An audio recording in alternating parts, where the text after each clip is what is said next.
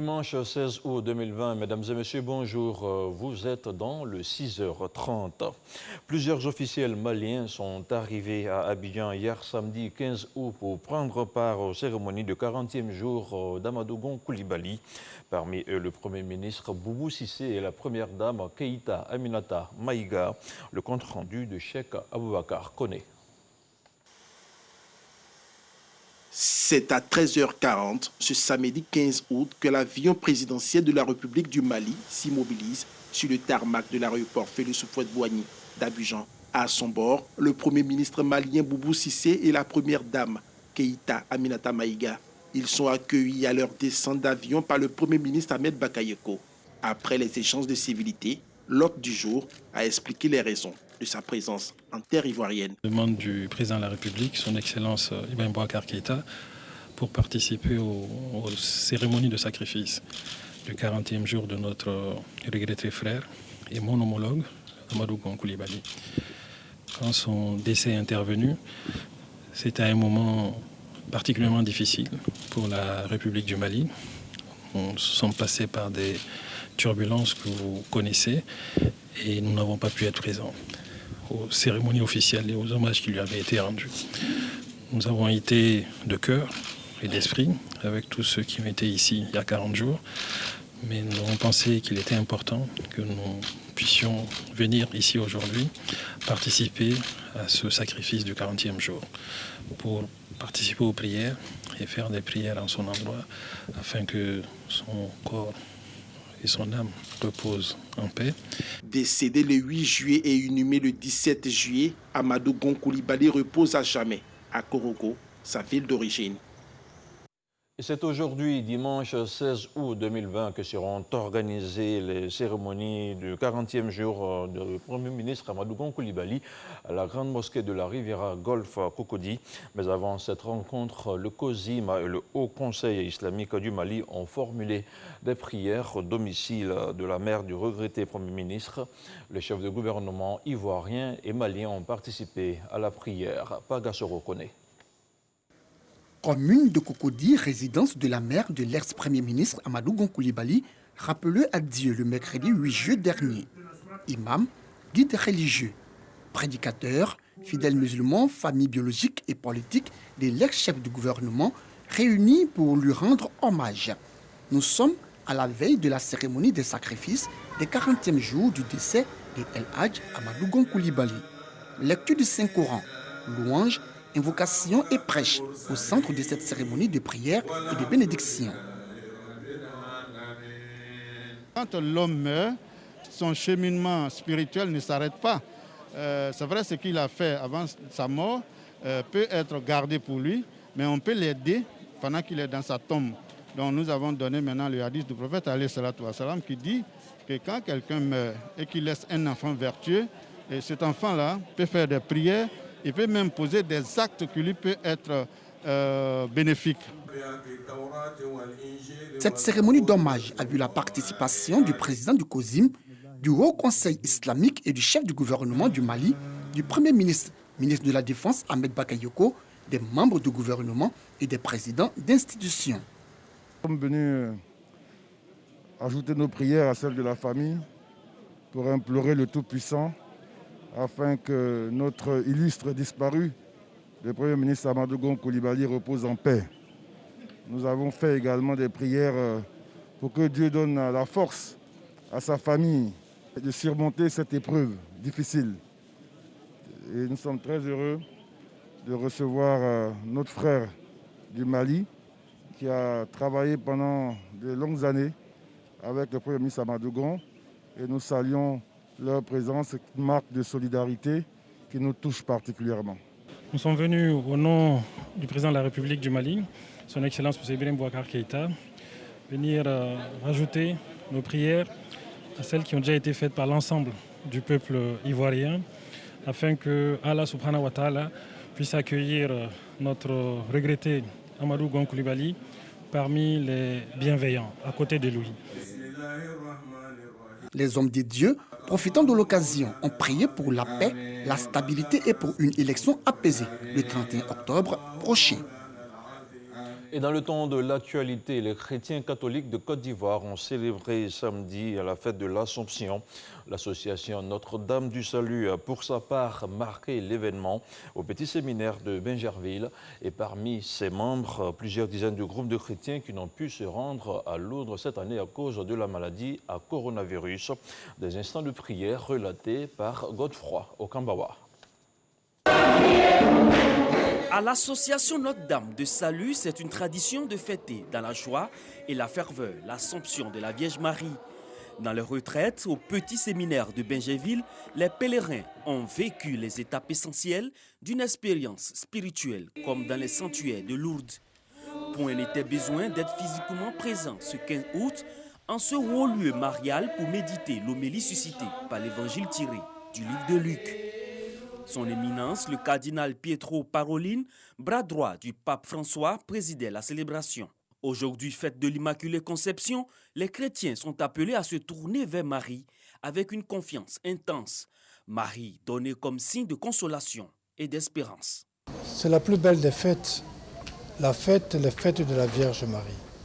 C'est la fête d'une mère, les enfants qui honorent leur mère. Je sais que dans le calendrier, il y a un moment où les enfants célèbrent leur maman, la fête des mères. Mais la Vierge Marie, c'est la mère des mères. En ce sens que l'Église nous dit c'est la mère de Dieu. Je suis l'Immaculée Conception. Le thème du 147e pèlerinage à Lourdes rappelle les mots que Bernadette a entendus à la grotte de Massabielle, de la bouche de cette belle dame qui se révélera être Marie. Entre engagement chrétien et désir de servir, l'association Notre-Dame de Salut a eu une pensée pour les malades. Les pèlerins membres ont remercié la Vierge Marie pour ses prières profondes en faveur de tous ceux qui souffrent, affligés, handicapés, personnes en détresse et malades. Des hommes et des femmes de ces conditions ont été visités à l'imitation du Christ. Et comme réponse à Marie, Marie conçue sans péché appelle et inspire le chrétien à ouvrir son cœur à toute détresse. De là-haut, elle intercède pour ses enfants parce qu'elle est la mère de l'humanité. Et c'est l'occasion pour nous aujourd'hui de prier pour nos proches, de prier pour nous-mêmes, de prier surtout pour notre très chère patrie, la Côte d'Ivoire, qui a plus que besoin d'elle. Malades, handicapés, personnes valides, tous témoignent de leur foi et de leur espérance, comme le veut le Seigneur. L'espérance de partager le royaume de Dieu dans une vie de grâce, une vie d'amour. Et on fait à présent le point de la situation de la Covid-19 au 15 août 2020. Le ministère de la Santé et de l'Hygiène publique a enregistré samedi 63 nouveaux cas de Covid-19 sur 870 échantillons prélevés, soit 7,2% de cas positifs, 38 guéris et 0 décès. À la date du 15 août, la Côte d'Ivoire compte donc 16 993 cas confirmés, dont 13 759 personnes guéries, 108 décès et 3 126 cas actifs. Le nombre total d'échantillons est de 112 931 personnes. On continue à parler de santé. Le ministère de la Santé et de l'Hygiène publique a procédé à Sakassou au lancement de la campagne de pulvérisation interne domiciliaire. Il s'agit d'une campagne qui s'inscrit dans le cadre de la lutte contre le paludisme.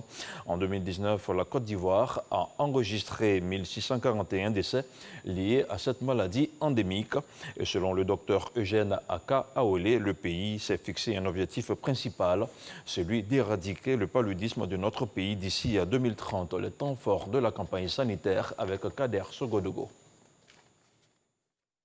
En 2019, le paludisme a tué en Côte d'Ivoire 1641 personnes.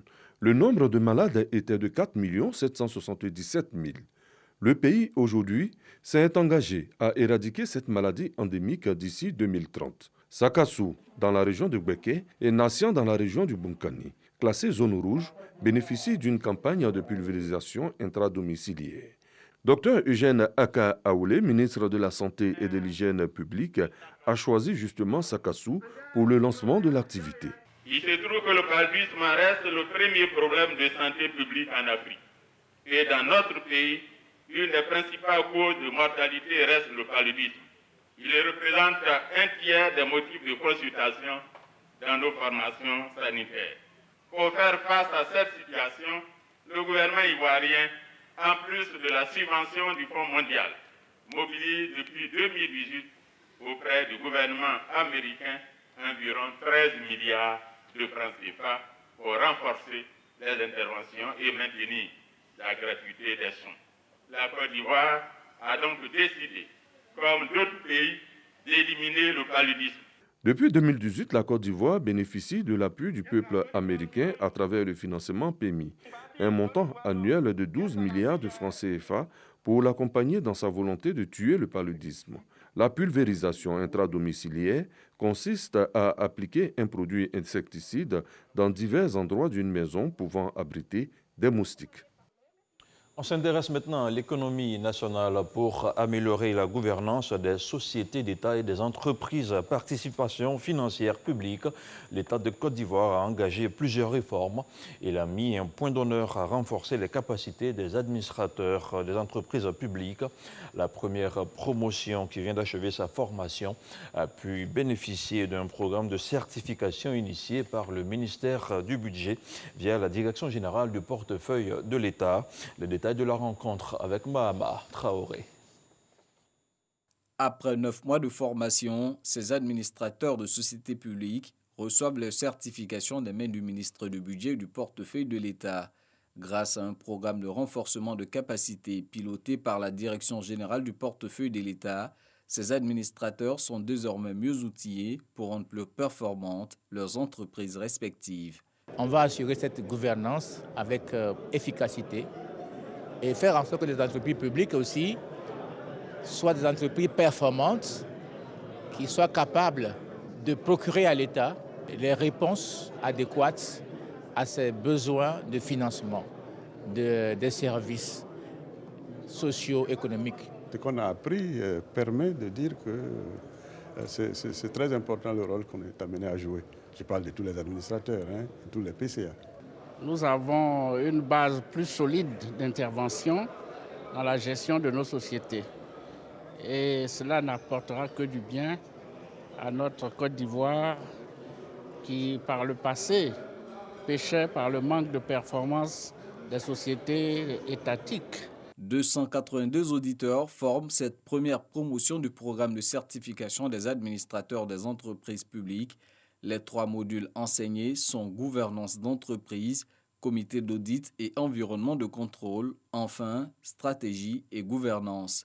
Ce programme de certification vise à apporter des réponses appropriées à certaines problématiques propres au secteur parapublic, notamment les difficultés liées à la gouvernance des sociétés publiques, à la gestion des risques et à l'évaluation de la performance et à la définition et la mise en place de stratégies de gestion.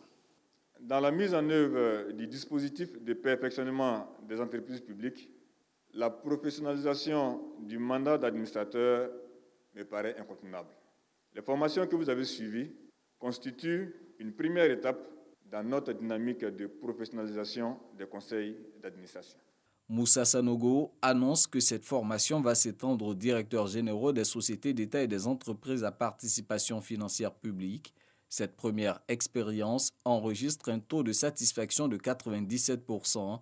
Pour autant, les auditeurs souhaitent la pérennité du programme avec des modules adaptés à la spécificité des secteurs d'activité.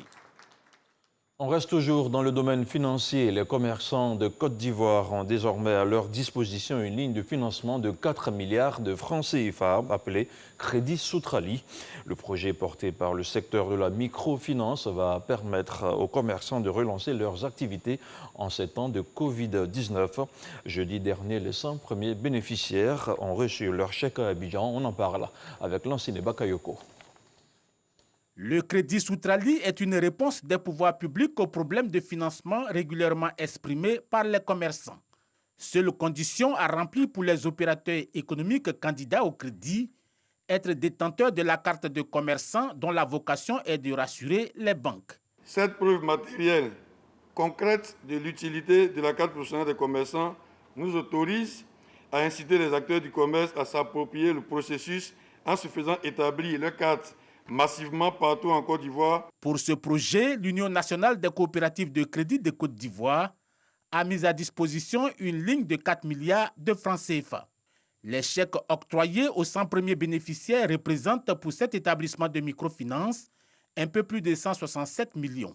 Les allocations individuelles vont de 200 000 francs CFA à 2 millions à rembourser sur 6 à 12 mois. Cet engagement, c'est surtout celui d'un réseau de 135 agences reparties sur l'ensemble du territoire national, avec une zone d'intervention rurale, semi-rurale et urbaine que nous mettons au service de nos braves commerçants.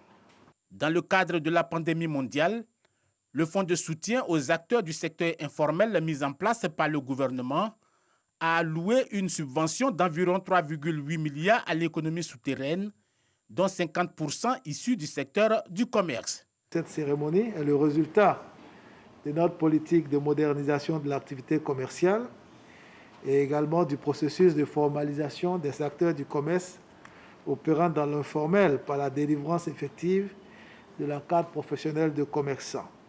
Souleymane Diarra-Souba invite les bénéficiaires à se faire l'écho de l'initiative auprès des autres commerçants et surtout à rembourser les prêts dans les délais impartis.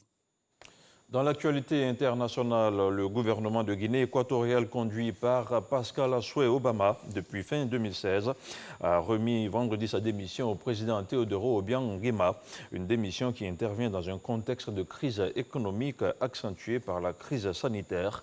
De son côté, le chef de l'État évoque même une possible insolvabilité du pays. En février 2018, le président avait dissous le gouvernement avant de reconduire à leur poste le Premier ministre et les 3 vice-premiers ministres. Le nouveau gouvernement devrait être annoncé dans les prochains jours par le président Obiang Nguema. Et puis aux États-Unis, Robert Trump, frère cadet du président des États-Unis Donald Trump, est décédé hier samedi à New York, a annoncé le président dans un communiqué. C'est avec le cœur lourd que j'annonce que mon merveilleux frère Robert est mort paisiblement cette nuit, déclare Donald Trump dans ce communiqué. Il n'était pas seulement mon frère, il était aussi mon meilleur ami. Robert Trump avait été admis dans un hôpital new-yorkais pour une maladie non précisée. Et voilà qui referme ce point d'information. L'info justement qui continue sur le www.rti.ci.